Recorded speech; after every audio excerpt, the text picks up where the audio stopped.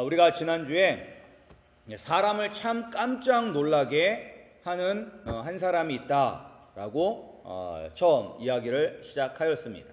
그리고 그 사람은 누구냐면 바로 예수님이셨다라고 말씀을 드렸습니다. 그러니까 예수님은 말씀을 선포하고 말씀을 가르치게 되면 이제 그 말씀을 듣는 사람들이 예수님의 말씀은 우리가 기존에 이 말씀을 우리에게 가르치던 이 율법 선생들과는 다르구나. 예수님의 말씀에는 권위가 있다라고 해서 그들이 말씀을 들을 때 놀랐습니다. 그리고 또한 병든 자들, 성경에 보면 열병에 걸렸던 베드로의 장모, 그리고 문둥병자들, 그리고 소경들, 그리고 우리가 지난번에 보았던 12년 동안 혈류병에 걸렸던 여인, 그리고 또한 지난주에는 회당장 야이로의 죽었던 12살 소녀를 다시 살리시는 일들을 통해서 병고침의 역사를 통해서 예수님은 많은 사람들을 놀라게 하였습니다. 그리고 그것뿐만 아니라 예수님은 이 귀신을 쫓음으로 말미암아 정말로 그것을 보는 많은 사람들을 매우 놀라게 하셨던 분이었습니다. 근데 이제 이렇게 사람들을 깜짝 놀라게 하는 예수님을 놀래켰던 사람들이 있었습니다. 우리가 성경에 보면 두 번 나와요. 두 번. 예수님이 이렇게 놀라신 경우가 두 번이 나옵니다. 첫 번째는 어디서 나오냐면 마태복음 8장 10절에 보면 이 로마 백부장이 자기 하인의 병을 고치기 위해서 예수님께로 찾아옵니다. 그때 예수님께서 이 백부장의 믿음 때문에 예수님께서 놀라셨습니다. 그러니까 이 백부장이 어떤 믿음이 있었냐면 자기 집에 있는 종, 그러면 로마 사람이니까 자기 집에 있는 종이 아파 죽으면 새로운 종을 사면 될 텐데 자기가 자기 집에 있던 종이 심히 아픈 것을 보고서 그를 사랑하는 마음에 예수님께로 찾아가서 자기 하인을 고쳐달라고 부탁을 합니다. 그러니까 이제 예수님께서 그래 그럼 가서 내가 고쳐주마 라고 해서 이제 가시려고 할 때 백부장이 그렇게 이야기하죠. 오실 필요 없습니다. 오실 필요 없습니다. 예수님이 여기서 말씀만 하시면 내 종이 나을 것입니다 라는 그런 믿음을 보여줍니다. 그럴 때 예수님께서 내가 이스라엘 중에서도 이만한 믿음을 본 적이 없다라고 하시면서 그 로마 백부장의 믿음에 놀라는 모습이 나옵니다. 그리고 이제 또 한 번 예수님께서 놀라시는데 어디서 놀라냐면 오늘 본문 말씀을 보면 예수님께서 놀라는 것을 볼 수가 있습니다. 근데 이번에는 왜 놀랐냐면 처음에는 믿음 때문에 놀라셨는데 이번에는 사람들의 불신앙 때문에 예수님께서 놀라셨습니다. 그래서 우리가 이제 읽었던 6절 앞부분에 보면 그들이 믿지 않음을 이상히 여기셨더라 라고 나왔는데 이것을 영어로 보면 He marveled because of their unbelief 라고 해서 놀랐다라고 사용해요. marvel, 놀랐다라고 사용하고 있습니다. 이 사람들의 이런 불신앙 때문에 예수님이 이렇게 놀라신 겁니다. 이 불신앙은 무엇이냐면 이 예수님의 고향 사람들, 예수님의 고향은 나사렛이죠. 이 나사렛에 있는 사람들이 예수님을 믿지 않는 것 때문에 놀라셨습니다. 근데 이제 우리가 계속해서 그 뒷부분에는 어떠한 내용이 이어지냐면 예수님께서 자기의 제자들을 2명씩 이제 짝을 지어서 이 갈릴리의 온 지역 마을에 보내십니다. 그러니까 보낼 때 그냥 보낸 것이 아니라 더러운 귀신을 제어하는 능력을 주시고 이제 가서 전도하라고 이 갈릴리 지역의 온 마을로 보냈습니다. 그리고 그 제자들이 나가서 갈릴리 모든 지역을 돌아다니며 전도하면서 많은 귀신을 쫓아냈고 그리고 많은 병자들을 고쳤습니다. 예수님의 권능을 받은 제자들이 방문을 하는 마을에서도 하나님의 능력을 경험하는 축복을 받았었는데 지금 그 능력의 근원이신 예수님이 함께 있는 나사렛에 있는 사람들은 그러한 능력을 경험하지 못했습니다. 왜 고향 사람들은 예수님을 믿지 못했었을까요? 예수님의 제자들도 나가서 그렇게 커다란 능력을 행하는데 왜 그 능력의 근원이신 예수님과 함께 있으면서도 그런 은혜를 경험하지 못했을까요? 이들이 예수님의 능력을 보지 못하고 경험하지 못했기 때문에 예수님을 믿지 못한 것 같지는 않습니다. 오늘 본문을 보면 이 고향 사람들도 예수님이 보통 사람과는 다르다는 것을 알고 있었습니다.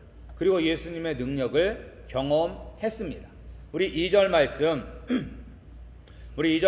함께 읽겠습니다. 우리 2절입니다. 시작. 안식일이 되어 회당에서 가르치시니 많은 사람이 듣고 놀라 이르되 이 사람이 어디서 이런 것을 얻었느냐? 이 사람이 받은 지혜와 그 손으로 이루어지는 이런 권능이 어찌 됨이냐? 그러니까 예수님은 다른 곳에서와 마찬가지로 이제 안식일에 회당에서 말씀을 가르치셨습니다. 이제 복음서를 보면 오늘만 이제 회당에서 안식일날 가르치신 것이 아니라 예수님께서는 자주 이 안식일날 회당에 가셔서 가르치셨습니다. 그리고 가르치시는 가운데 많은 기적들도 일으키셨습니다. 그러니까 평소와 다름없이 예수님은 이제 고향에 돌아와서도 안식일에 회당에 가셔서 사람들을 향하여 말씀을 가르치셨습니다. 그리고 그 말씀을 들은 동네 사람들이 다 놀랐습니다.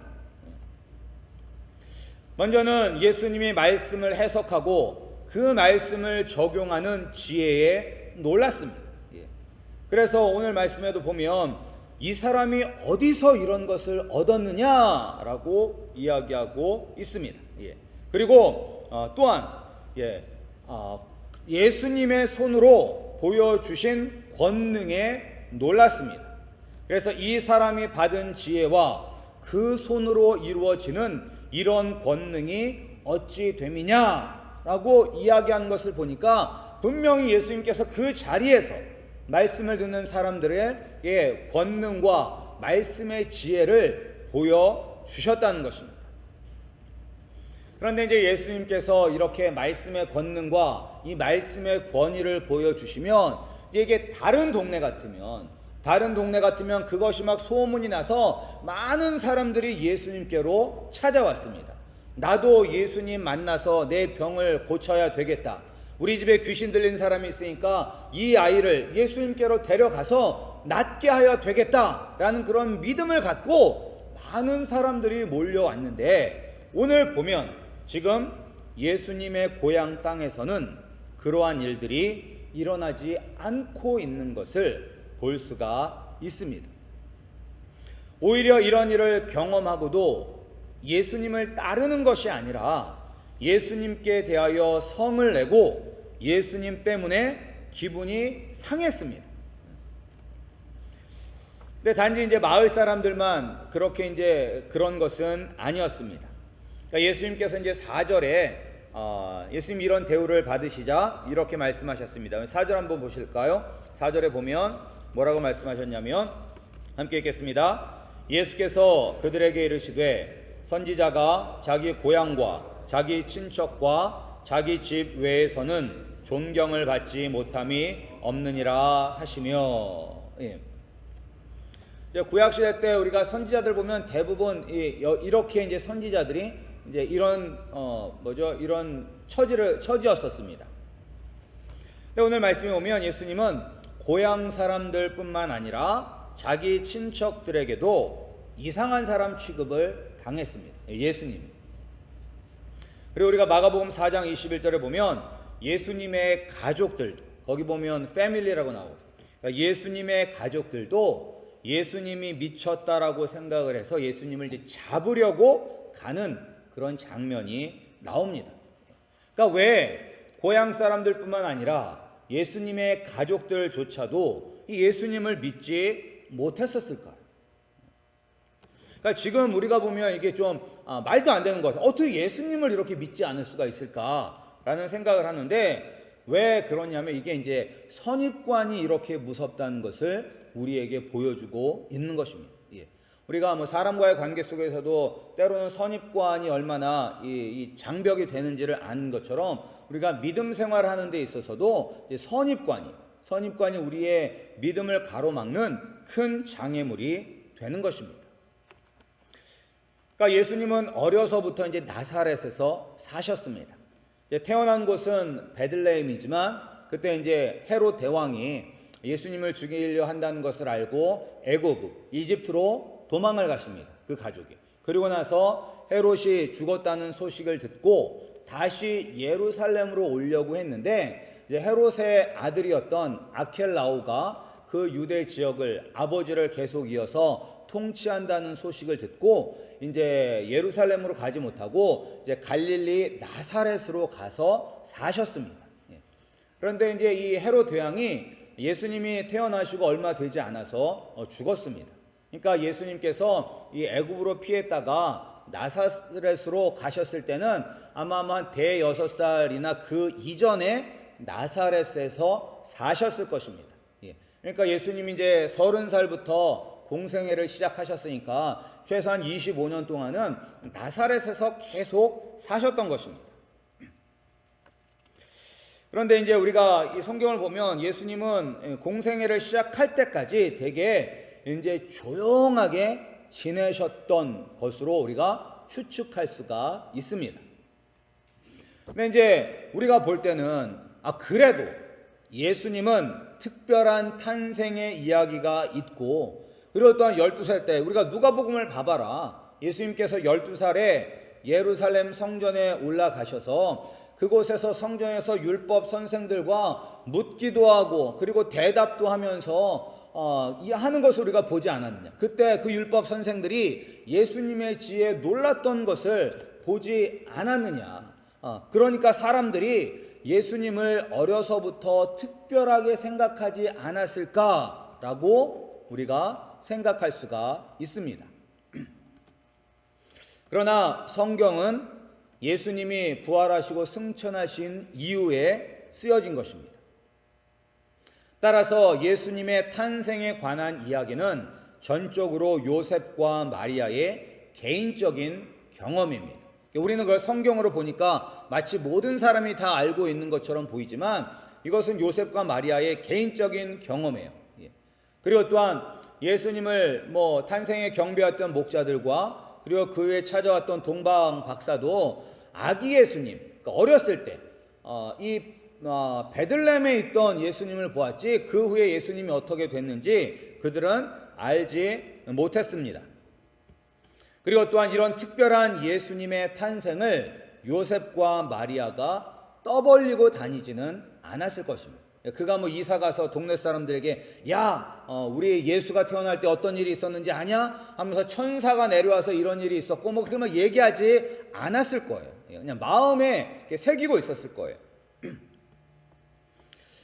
그리고 또한 12살 때 성전에서 말씀을 배우고 이렇게 율법 선생들과 질문한 것만 나오지 예수님께서 청소년기에 어떻게 지내셨는지 성경은 이야기하지 않고 있습니다. 그러나 우리가 성경을 쭉 보면 예수님은 그냥 평범하셨을 것이다 라고 우리가 생각할 수가 있습니다. 그러니까 또 왜 우리가 그렇게 생각할 수가 있냐면 예수님은 단 한 번도 자기의 뜻대로 행하신 일이 없습니다. 그러니까 예수님은 항상 아버지의 뜻대로만 행하셨습니다. 그리고 무슨 일을 할 때도 자기의 계획에 맞춰서 일을 하시는 것이 아니라 하나님 아버지의 스케줄에 맞춰서 일을 하셨습니다. 그렇기 때문에 예수님이 어려서부터 기적을 일으키고 그런 일은 없었을 것입니다.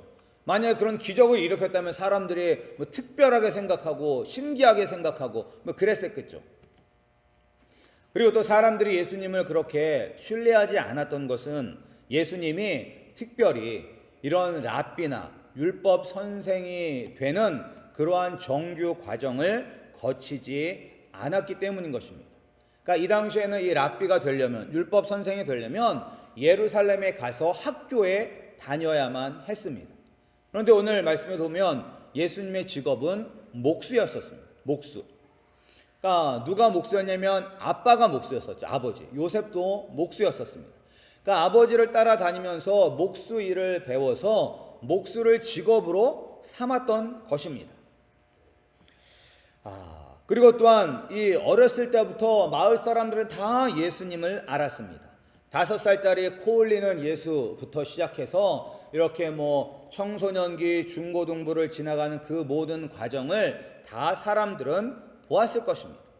그리고 예수님이 비록 죄는 짓지 않았다 할지라도 예수님도 어려서는 실수 같은 거를 하셨을 거예요. 우리와 똑같이. 어렸을 때도 완벽한 사람이 아니라 죄는 없으시지만 실수는 아마 하셨을 것입니다. 그래서 우리 동네 어른들이 볼 때 예수님은 아주 지혜롭고 사랑스러운 분이지만 그냥 보통 아이들과 똑같은 아이로 보았을 것입니다. 그래서 한 번도 예수님이 자신들을 구원할 메시아라고 생각한 적이 없었을 것입니다. 그런데 어느 날 갑자기 그 예수님이 나타나서 기적을 일으키고 소문을 들어보니까, 아직 자기 동네에 와서는 그런 기적을 안 일으켰으니까 소문을 들어보니까 가버나움 지역에 가서서 무슨 기적을 행했다더라 이런 얘기를 들으니까 이 사람들은 그거를 이제 그냥 거부하는 거죠. 내가 아는 예수는 그럴 애가 아니다라고 이렇게 거부를 하는 것입니다.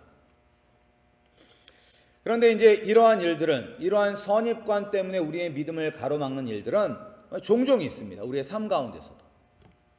그러니까 제가 어릴 때 다녔던 교회도 이런 비슷한 일이 있었습니다.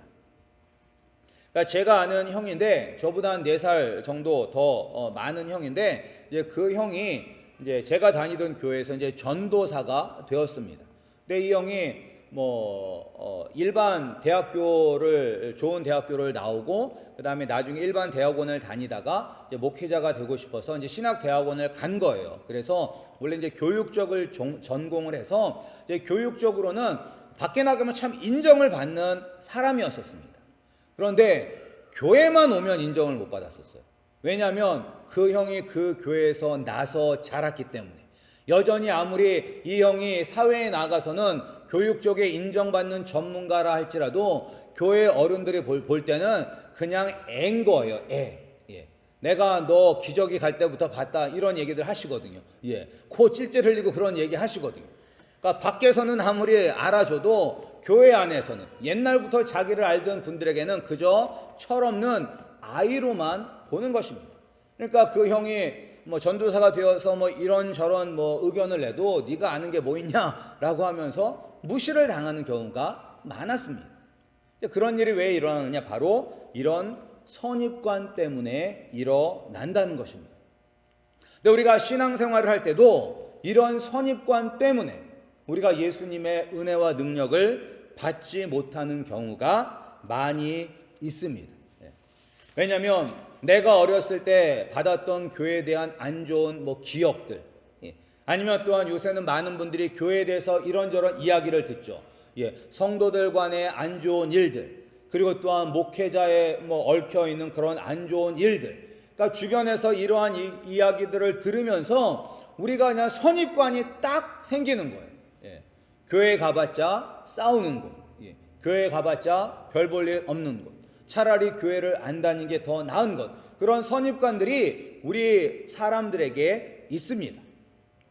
그런데 그런 선입관이 있으면 우리가 예수님께로 나아가는 큰 걸림돌이 되는 것입니다. 근데 우리는 근데 이 사람들은 지금 경험을 했잖아요. 경험을 했음에도 불구하고 자기가 보고 자기가 체험한 예수님을 믿지 못하고 여전히 자기의 머릿속으로 가두어두었던 그런 선입관 때문에 예수님께로 나가지 못하고 있는 것을 볼 수가 있습니다. 우리 성도님들도 그런 선입관에 얽매여 있는 우리 성도님들이 되시지 않기를 소원합니다. 정말로 예수님의 능력을 경험하시고 여러분들이 직접 만난 그 예수님을 의지하고 믿으시기 바랍니다. 주변 사람들이 뭐라고 이야기해도 그것은 아무 상관이 없습니다. 여러분들이 직접 예수님을 만나시고 여러분들이 직접 예수님과의 친밀한 관계를 여러분들이 경험하셔야만 하는 것입니다.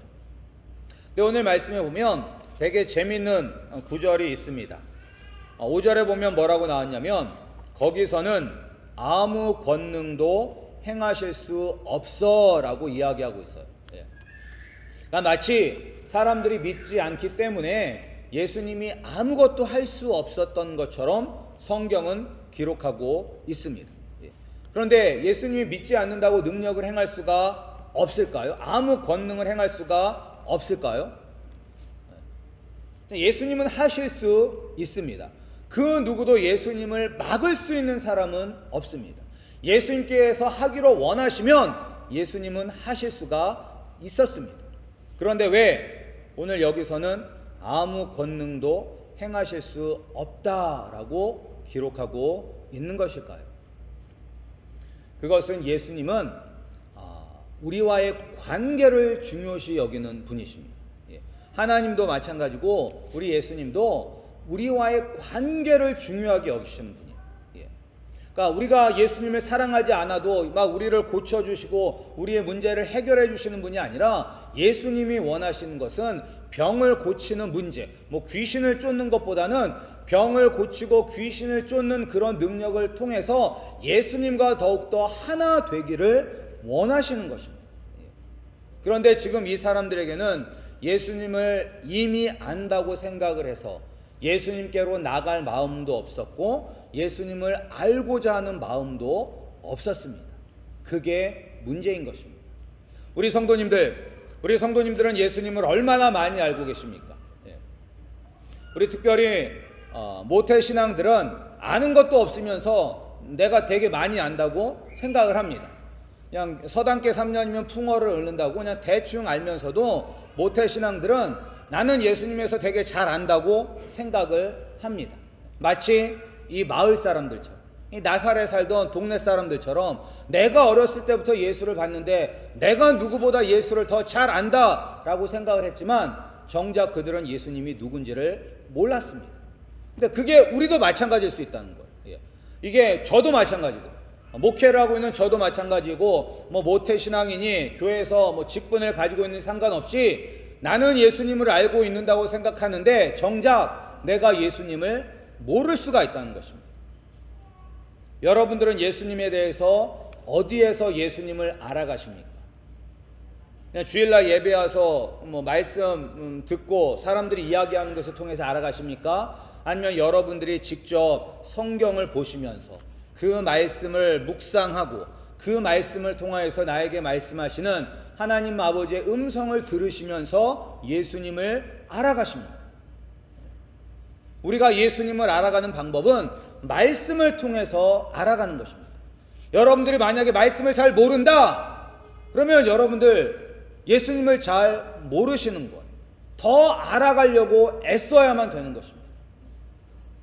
우리 성도님들이 나는 예수에 대해서 잘 알아 뭐 이렇게 착각하며 사시는 것이 아니라 정말로 이 성경을 깊이 묵상하고 또한 성경을 매일매일 읽음으로 말미암아 이 성경을 통해서 나에게 말씀하시고 나를 만나주시는 그 예수님을 만나시기를 소원합니다. 우리가 그렇게 예수님을 만나야지만 더 예수님께로 가까이 가고자 하는 마음이 우리 가운데 드는 것입니다. 그러니까 예수님과의 친밀한 교제는 이 목회자가 중간에서 만들어주는 게 아니에요. 그냥 저는 소개만 할 뿐이지 여러분들이 직접 예수님과 만나시고 예수님을 알아가셔야만 되는 것입니다.